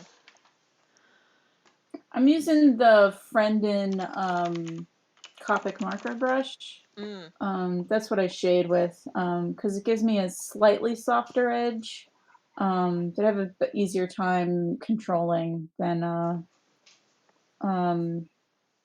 default soft edge brushes. Here are some brushes that you should all buy. They are very good. If you do It kind digital of art. it mimics a Copic marker is why I like it. Ooh, nice. And I believe Ron Chan's brushes is he took the Friendin brushes and like tweaked them. Yeah, the settings. So they've got a bit more of a natural setting. Because I ink with brush pens, so I really like a brush feel to my digital pens. I also have my tablet sensitivity settings to like the softest setting, so I can do like these like lovely little. I need a color on my brush before I do that, but here I'll show you. Like I do a lot of like this kind of motion. Onion Knight is flexing and saying he read Lord of the Rings when he was 7. Nice. Good. Onion Knight, that is maybe around the age I attempted to read The Hobbit and then put it down because it was taking too long for them to eat breakfast. There. That's actually I like that. I'm keeping that. Boom. Put a little texture onto this. Some texture. Anyway, there's some very indulgent Cyberpunk I tried to read The Hobbit. I tried to read The Hobbit because I did like the Rankin Bass Hobbit animated movie. Yeah. My first animation that I got really obsessed with was the Rankin Bass. Or was it Rankin Bass? The Last Unicorn. I only saw that like a couple of years ago for the first time. Oh, really? Yeah, I'd never seen that as a kid. It was very interesting to watch, like for the first time as an adult. And there were definitely parts in it where I was like, does this make more sense in the book? And then I read the book and I was like, no, Not it does really. not. No, no, not really. Yep. Specifically, like the horny tree. No, That was the thing where I was that doesn't make like, any more sense anywhere. yeah, it doesn't make any more sense in the book. There is no like context that the movie was Nope. missing that makes the Mm-mm. tree make That sense. tree is just horny. That's That just how that thing that is. tree is both a dick and also boobs. That's just Um, a thing.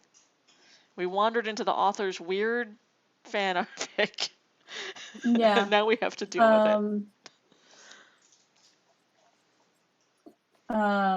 But as a child, Gollum gave me nightmares, so I'd fast forward Yeah. to Rankin Brass Oh Gollum. man, Brother Theodore. Brother Theodore and his creepy, wonderful voice. Yeah. Dang. I had a friend in college who did. Oh, go ahead. I had a friend in college who did not like the Rankin Bass Lord of the Rings? Hobbit because the elves were not pretty enough. They were too weird looking. They were very anyway, you were Rankin saying Bass. Oh, I was just gonna say Brother Theodore. The Red Bull in The Last Unicorn gave me nightmares. He was super scary. I could definitely see like this is a thing that would give a child nightmares. Yeah, but I love that movie. It was because my best friend in kindergarten was like a super horse girl, and so she would watch anything horse related, and she had seen The Last Unicorn. She was like, Alina, you must watch this with me. And then I loved it because of the animation, because I've always been an animation nerd, even when I was like 5. I watched 101 Dalmatians a lot as a kid, Nice. and I watched Balto a lot as a kid. Oh yes. I was definitely firmly on the side of dogs. Yes, dogs are good. And wolves. What? That doesn't track at all. I really liked cheetahs as a kid. Cheetahs are just cool. They're real fast. They also got like runny mascara. Yeah, which is great. Onion Knight is asking what's the first animated movie y'all saw. I don't even remember because it was probably when I was very little, and no, but I do have good stories about seeing animation when I was really young. So when I was like, God, I must have been really young when All Dogs Go to Heaven came out. And my grandma, who's very Catholic and very sort of prudish, took me to it, and then was completely unprepared for scenes of dogs falling to hell. Well, like, she's also drinking and probably upset because dogs don't have souls. So that was that fun. Also her problem with the movie? No, that dogs it was don't mostly have souls? she was like, this is very violent to be taking a young child to. And I mean, she wasn't wrong. I was like 6. But I think the first thing I saw in theaters was The Little Mermaid. So I don't think the All Dogs Go to Heaven was the first thing I actually saw in a theater. I don't remember what the first thing I saw in a theater is. Like, I don't know what my first are because I don't remember. Draw All Dogs Go to Heaven from memory. This is gonna be bad. I'm doing it. There was like here's a question: floppy-eared Basset boy. What is the first movie you saw in theaters, and when you walked out, was like your reaction was, that was not worth the money I just spent on it? Oh boy. I feel like because this is an easier one to figure out your first because you have to be old enough to have your own money to pay for the movie. The Brendan Fraser. Was it Brendan Fraser? Inspector Gadget movie. No, that was Matthew Broderick. Matthew Broderick, yes. So my brother had begged me to take him to this movie. And I was old enough to take a young child to a movie, but young enough that I still like didn't have a ton of allowance. And my mom hadn't paid me allowance that week, but I had enough money on my own to like take him to the theater and like spend my own allowance for it because I was babysitting him that day, and I was like, well, I could try and wrangle you at home, but like we could also just go out and watch a movie, and that'll be a lot more fun for both of us. And the theater was like a little short walk from our house, so we went and watched this at the like cheap seats, and it was so awful that my brother was like, "Can we leave now?" And I was like trying to convince him to stay because I was like, "But I spent my own money on it." And then I was like, "Fuck it, I'll get Mom to give me my money back because this is not worth paying anything for." So the movie, it was either Queen of the Damned or Star Wars Episode 2. I forget Right. which one came out first, but both of those movies I have a distinct memory of walking out and being like, this was not worth the money I just spent on seeing it. Right. I was like, nope. Mm-mm. It was probably Queen of the Damned because I do remember what is maybe the most brutal movie review I remember in general is the review for Queen of the Damned said the only reason to see this movie is to watch a dead actress play a dead queen. Because Aaliyah had like died like a month before it came out. Wah. Yikes. It was not a good movie. Yikes. All right, I have drawn some All Dogs Go to Heaven from memory. I'm pretty happy with this guy. I don't think I got this guy even close to being right, but let's go. Let's pull up some reference and see.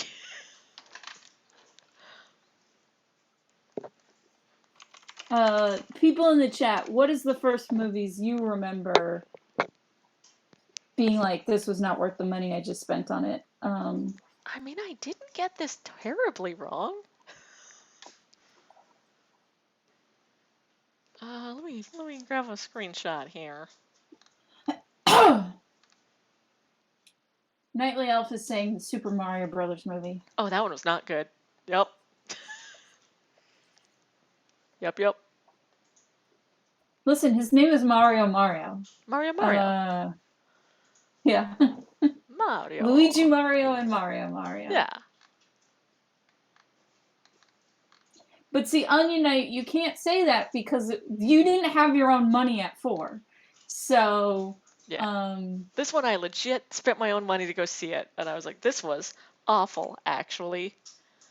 Here, I'm gonna see if I can drop a screenshot. Onion Knight is saying, yeah. No, Onion Knight, it's the first time you spent money on your own movie. You spent your own money on a movie, and when you walked out, you were like, that was not worth my money. My money has been wasted. Onion Knight is saying Avatar. Oof. That's Blue Cat People Avatar or I'm guessing. Last I mean, Airbender Avatar. Neither of them are great. It could be either. Both are very bad. I didn't do too bad on this. I remembered that like the floppy-eared basset hound had a little cap, and that the German Shepherd guy was the cool one. Yeah. I didn't. He doesn't look remotely like a German Shepherd or like that style of animation. But like, that's not terrible from memory. I watched it when I was like 6. I remember seeing the Onion Knight saying Blue Cat People movie. Blue Cat People. Oh God, I've never seen it and I never will because it is so cringy. Just the concept of like, well, we can't talk about actual indigenous rights, but we can talk about blue alien cat people who fuck with their hair. They fuck with their tails, not their hair. I thought they fucked with their hair. Furry's wet dream. No, it's the hair at the end of their tails. Oh, that's someone's weird fetish. Yep. Oh boy. Yeah, that's a thing. I even remember that the cool little friend Basset dog wore a little shirt. Look at I put a little shirt on. Onion Knight is saying they fuck with both, I think. Do they? They fuck with both their tails and their hair? They fuck with both, yeah. Good. This is why Disney said this needs to be a part of Disney World. Did you see the terrifying like real baby dolls that are baby Avatar people? They're No, and I don't think I want to see those. horrifying. They're very scary. I would hate to because I don't want one of those things anywhere near me. But I'm sure that someone with much more fortitude than I have has bought one of those and modded it up to just be a terror. Just like crazy undead blue baby cat person doll. Ugh.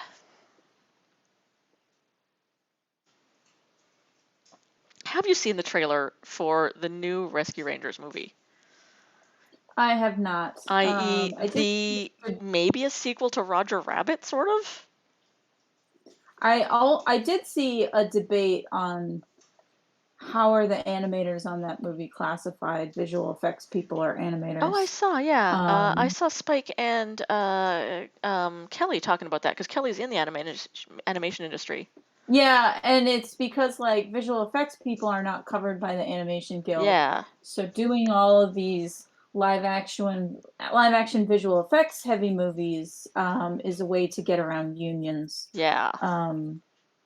Potentially, though there are 3D unions for 3D artists. Though that doesn't cover most of the 3D work which gets shipped overseas, which is a lot. Mm-hmm.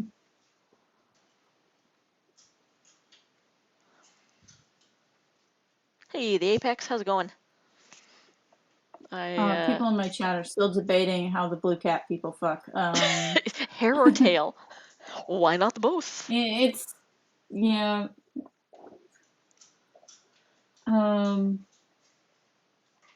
I think it's funny that James Cameron lost the Oscar the year Avatar came out to his ex-wife. Oh, that's very good. That's beautiful. I love that. Yeah, that's good. That's some delightful Schadenfreude.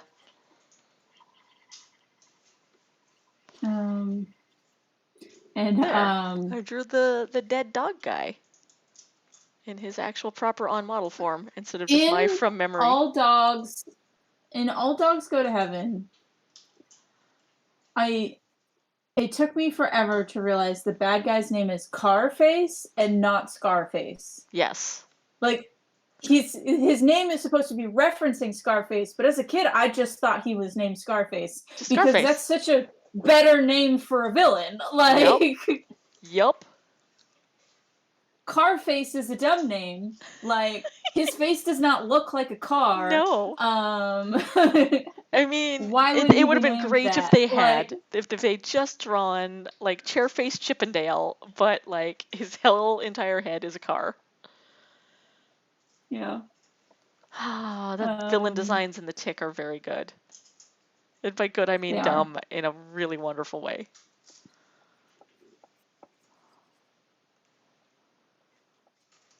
Did you ever watch the live-action Tick that was on Amazon Prime? Can't say that I did. It's pretty good. It's like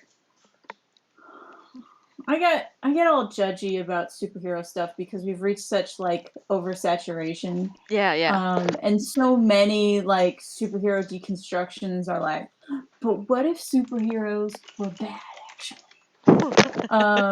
What? What a fresh new take on things. So they have their like their Superman analog. And what I thought was way more interesting is they just made him like not good at coping with his feelings. Because like the main plot with the Superman analog is so there's a villain that their Superman analog supposedly killed, and it turns out maybe he didn't kill him. And the villain reveals that he's been alive this whole time. Right. So people are for the first time realizing that this Superman analog is fallible, and like are tweeting on social media, tweeting and posting on social media that he's a fuck up, and like he doesn't know how to deal with people not liking him. Interesting. So he's like doesn't know, like, so he tries to then explain himself, and then makes it worse. And he just has like complete like foot and mouth disease because he's so not used to people not liking him. Oh, interesting. And then but then like he gets upset and frustrated, and that's scary because he's super strong. Mm-hmm. But like he is not actively malicious. He is just like has poor like social skills. And then like what else was interesting is so they have a plot line where the Tick and Arthur are asked to join like a fake Justice League sort of deal. Right, yeah. And Arthur is all like, well, the Tick is super strong and actually has superpowers, and I'm like kind of this nobody, and clearly they're gonna want him, but they're not gonna want me. Yeah. And then like he gets in, Arthur does, and not Tick. That's and that really confuses Arthur, and they're like, we did a background check on him, and he has no history. We have no idea where he came from or where he got his powers. Like, he's so just like he's the government ends up like, so the government like becomes super paranoid, since they're running like the Justice League thing. Yeah. And they're like, you used to be an accountant. We know who you are. Like, so they don't want to like work with the Tick because who knows? He might be a robot that a bad guy made, like, to infiltrate our security. How many times has that happened to the X-Men? Like, all the time? So, it's a legitimate concern. And in the same thing where they're showing, like, the government being super paranoid is, like, to go back to the Superman analog being poor social skills and not realizing how he's coming off. Because he needs to be alone to think. Their Superman goes to the moon. Good. And it's just pacing on the moon. Like carved into it. So, which is good.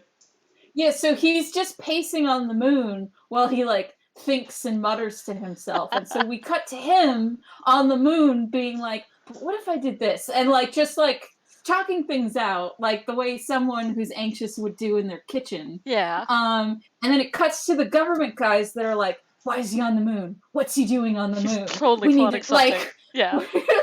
Like, yeah. This is a problem. We can't control this man. He can fly to the moon. Yeah, so it was good because it was like, it's one of those things, like, once again, like, humor lets you like make your point better than like being grimdark serious all the time. Because I also watched Invincible, and my problem with Invincible was... Is that on Amazon Prime? Yeah. Okay, cool. So I can watch that now. Yeah. So my problem with Invincible is like it kept bringing up stuff. Right. To show we're adults that have thought through the conclusions about like these superhero things, like why do superheroes have to fight crime? Why don't they like work on like supernatural, like on natural disasters and like bring relief to impoverished areas and whatnot? The usual like, why doesn't Batman do charity work? Yeah, basically. Yeah. And so because he's a millionaire, like millionaires think they can save everything for some reason. They bring that up and then don't explore it. So it's like, hey, we want to prove that we know about this, but then we don't want to talk about it at all. And it's like, then why bring it up? Because it just makes the rest of your show look weaker by comparison. Because like, do you know the big plot twist in Invincible? I don't. I read the comic like for the first little bit where I was like, oh, this is like a fun family comic thing, and then it started getting weird and dark, and I was like, cool, nope, not gonna read this now. So I don't know the plot twist.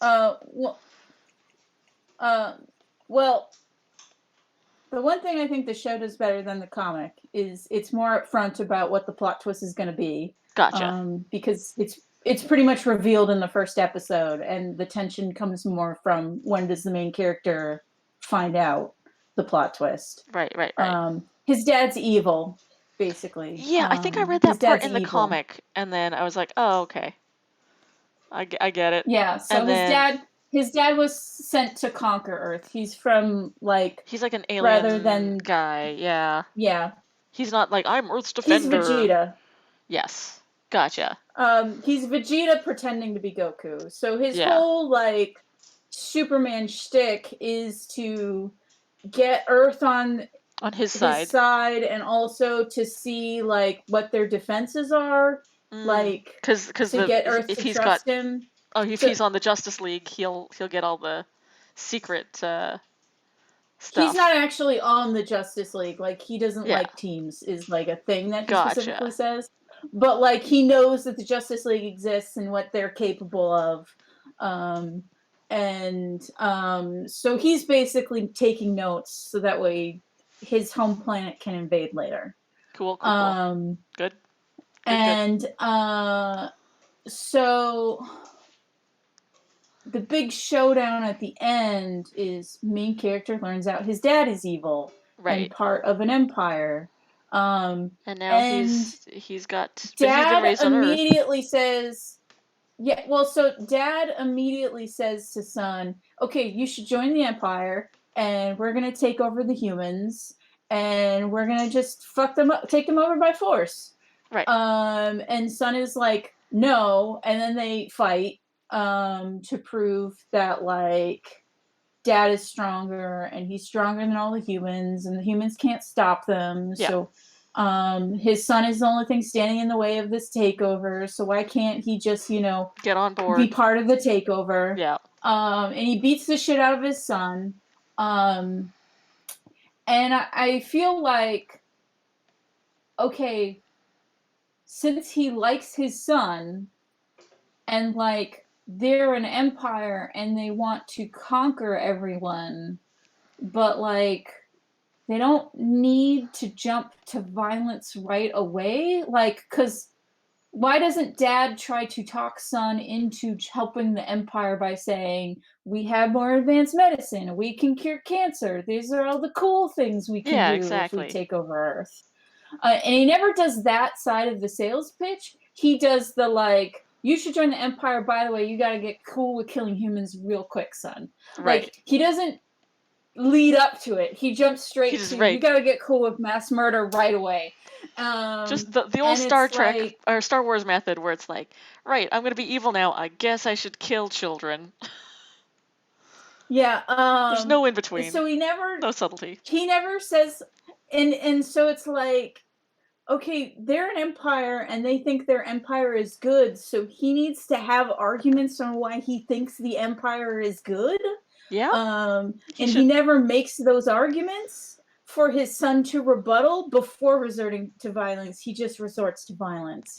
All superheroes it's got to be a punch fest eventually, so like might as well get that out of the way. It's like, and it seems like it's bringing up these political things to show you that they're aware of them, but then solves it with punching anyway, rather than actually discussing anything. Gotta go straight to the punching. Yeah. So it's like there are things that would be interesting, but they're like, hey, here's an interesting thing, and we're not going to talk about it. Right. We're just going to go straight to the superhero punching. Even the Fire Nation has propaganda that tells the Fire Nation they're the coolest. Like, yep. Fire Nation's got this figured out.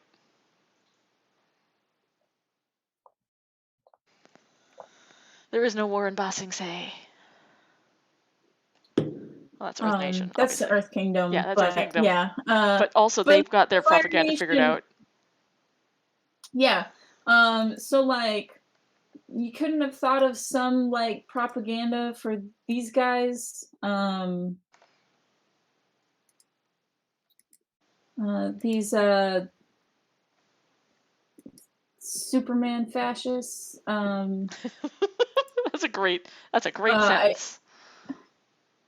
What's very funny is there was an article that went up recently that was Jeff Bezos does not understand what's suspicious about him funding all these shows where Lex Luthor's arch nemesis is actually the bad guy. Mm-hmm.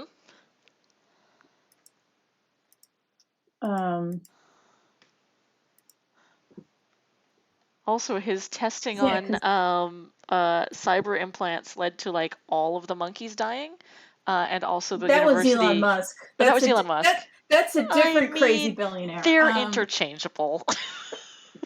Just a different crazy millionaire. God. No, because one wants to go to Mars and Right. the other wants to make the Expanse. Yes. That is the difference. Gotcha. I get those two confused. And they're all bad. And I think Jeff Bezos is the scarier of the two because he is slightly more competent than Musk. So he might make the Expanse happen. Well, that's bad. Whereas Elon Musk is going to just blow up a bunch of monkeys, which, while sad, is not going to get him to Mars. No.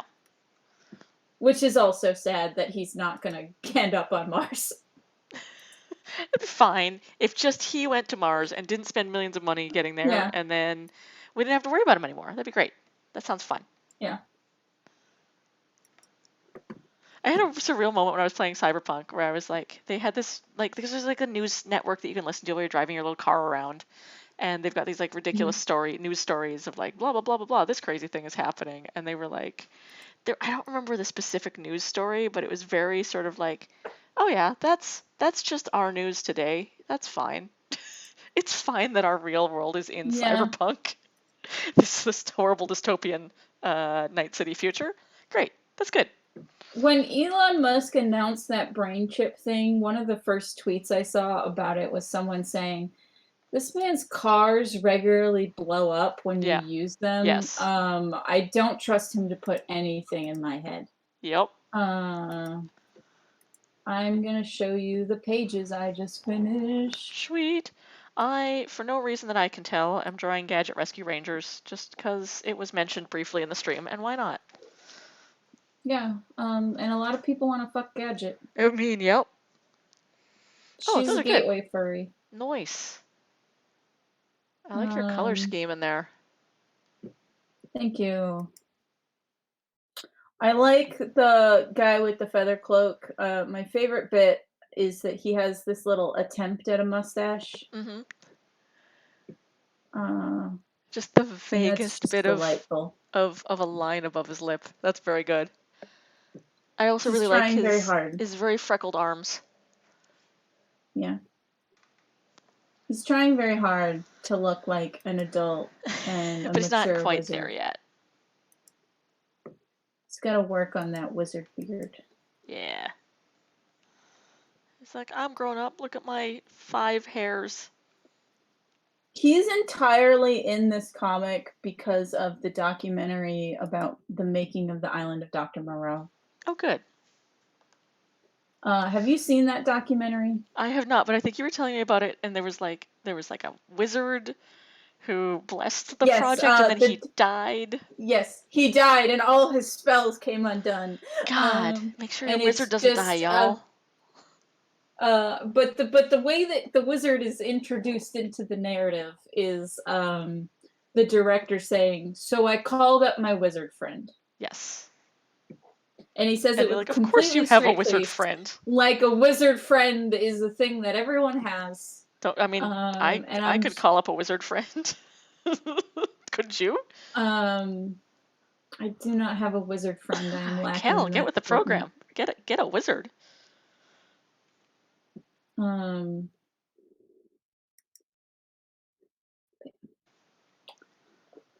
How else are you going to have a casting done so that all of your projects will come to fruition? Yeah. I mean, clearly, Nightly Elf is agreeing. Gadget, Maid Marian, and Rebecca from Tailspin are gateway furry. So is Sonic the Hedgehog. Basically, the entire cast of Sonic the Hedgehog, gateway furry. Brooklyn Gargoyles. Really the entire cast The entire cast of the Disney's Robin Hood. Mm-hmm. Trying to think. Oh, Other Shere gateway Khan. furries. Shere Khan's Shere a gateway Khan. furry. Yeah. That deep voice. Then, did you ever watch the show Road Rovers? No. It is not a good show. But is it is about a show that dogs. exists. It is about dogs that go into a special machine that turns them into superheroes, which makes them sexy dog furries. Woo. That's a lot and to they're unpack. a superhero team that fights various terrorists and whatnot, threats to the world. Cool. Yep. And they're all owned by world leaders. Oh, good. They're like the first dogs. What if the first dogs were super? Yeah. Basically, I feel like the main leader dog is definitely like someone said, let's make a cartoon about Bill Clinton's dog. I feel like that's where that came from. I think that is in fact the elevator pitch for that. Yep. What if Bill Clinton's dog was a superhero? What if you wanted to fuck Bill Clinton's dog? And then there was like a collie that was English and was a sexy lady. Of course, because you got to get that collie hair in there. Yep. And then there was an Arnold Schwarzenegger stereotype. Good. Was he Austrian? He was German, but like of course. He's basically gotta be a German shepherd. And then there was a husky that was a Russian stereotype. Yep. They were all like international stereotypes. Oh, good. Good. Mm-hmm. I'm sure there was a very racist caricature of like some kind of Japanese or Chinese breed of dog. No, that would mean including non-white people in this dog cartoon, and they can't do that. So they're all European countries. There's just a random 20-minute gadget. But yeah, you should look up what Road Rovers looks like. I am going to, because I am curious. Gadget Road is Rovers rovers, like a dog. Oh yeah. Oh, those are some. Wow. I've already seen 2 porny versions of them. Great. Yeah. There's also like a big abominable snowman kind of dog. He's like a big sheepdog, and he's from Sweden. I think. Can't see his eyes, but he's very big. Here is one that looks like a Beastars Road Rovers crossover. So that's fun. Okay, so Nightly Elf is bringing up Goliath, and I feel like Goliath and Brooklyn, not furries, but monster fuckers. That's a whole different category, and I feel like that is mostly gargoyles and Digimon made people monster fuckers. Okay, is Nightcrawler, is he in that category? Because he's a human dude, but he's definitely a monster. But he looks like a demon, so he is definitely in the monster fucker category. Cool. Yeah. So they're all the gateway monster fuckers. Great. Good. Good to know my people. I was never into Nightcrawler. Oh God. Corey and I could go on about Nightcrawler for days. Yeah, no. I know you and Corey and Spike. I know there's a large contingent of my friends that were into Nightcrawler. I always thought Gambit was the hottest X-Men. See, and you can tell a lot about people by which X-Men they found sexy. And it took me years to figure out that I was bi, but I was super into both Rogue and Nightcrawler. Rogue and Gambit are my OTP. Good. Rogue and Gambit are my OTP. Good. And I like dudes that are scruffy. I could not tell from your very scruffy main character. Well, it is 10 o'clock. Do we want to wrap this up? Yeah, we can wrap up. I'm done coloring anyway. Sweet. We can talk more about monster fuckers next week. Yes. Good. Good. Because yeah. And thanks everyone for watching. Once again, you can find my comics at kelmcdonald.com. And you can find my comics at weregeek.com or alina-pete.com. And we'll see you next week. Yeah, thanks for joining us, everybody. I'm Kel McDonald on Twitch, and I am WereGeek Comics. All right. All right. Thanks, everyone. Talk to you later. Bye. Stream.